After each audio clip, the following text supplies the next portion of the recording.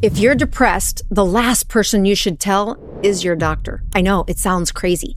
It sounds borderline unethical for me as a doctor to say that. Shouldn't the doctor-patient relationship be a completely judgment-free and truthful space? Well, in a perfect world, yes, but we don't live in a perfect world.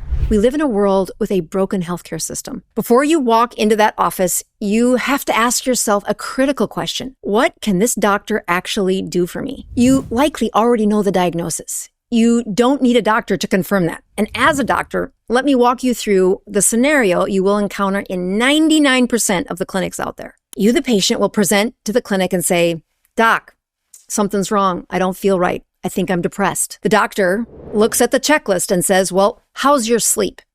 You say, "It's terrible." Patients either say, "I'm sleeping way too much," or "I can't sleep at all." The doctor nods and tells you you should fix that and might even offer you some pills to fix that. You sigh. You then hear the doctor say, "How's your diet?" And of course respond, "Not good." Most patients are either eating all the time, a bunch of junk food, or they're not eating at all. They've lost their appetite. "Okay," the doctor says, making a note.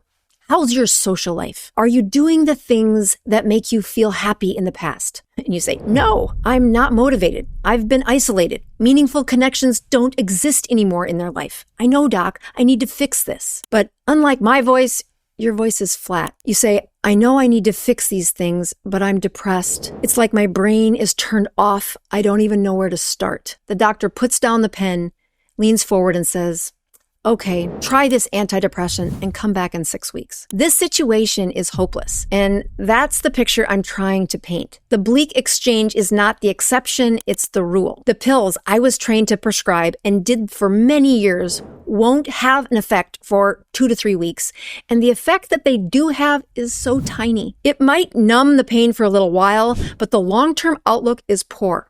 And we have studies to prove this. Don't get discouraged, because there is a better way. First, let's unpack what's happening with that doctor. Because they are not evil. They genuinely want to help you. But the healthcare system and its environment has given them one tool. It's given them a prescription pad. The guidelines instruct all of us to first suggest these lifestyle interventions. But what does that look like in a typical 15-minute appointment? It looks like a checklist rattled off about all the things that non-depressed patients do. So it's no surprise when patients say it feels impossible and that they just want help right now. So the doctor checks the box that lifestyle interventions were attempted and moves on to the next task, which is finding the best pill for you. Do not get in the ring with a doctor whose only tool is a pill. Resisting a prescription when you are at your lowest point is nearly impossible. You're going to want any help that you can get. And think of these drugs as a last resort, because one drug almost always leads to another drug, and the side effects then lead to another drug. My husband will joke that if you want to kill someone, you should call their doctor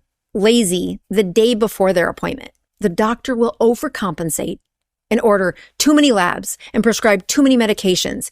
And that process of overtreatment actually kills patients every day. It's a dark joke, but it highlights the truth about a system that treats charts and checklists instead of people, especially when we're talking about broken brains. The entire premise of that system is based on a convenient fiction. The idea that depression is the result of a chemical imbalance in your brain cells. Well, it's not true. It's an alluring marketing slogan designed to sell you a simple solution. Take this pill and you'll fix your problems. But it does not work that way. Depression is not a chemical imbalance.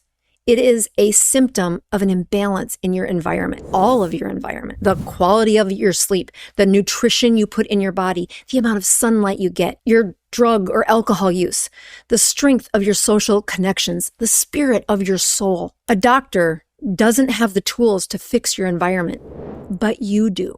So what should you do? Well, the first step is to understand the real enemy. It's not just your environment. It is this paradox of choice. You know these things are all wrong, but the sheer number of things to fix, it's paralyzing. They get stuck. So you don't need a doctor. You need a steward. You need someone close to you, a spouse, a parent, a best friend to help you.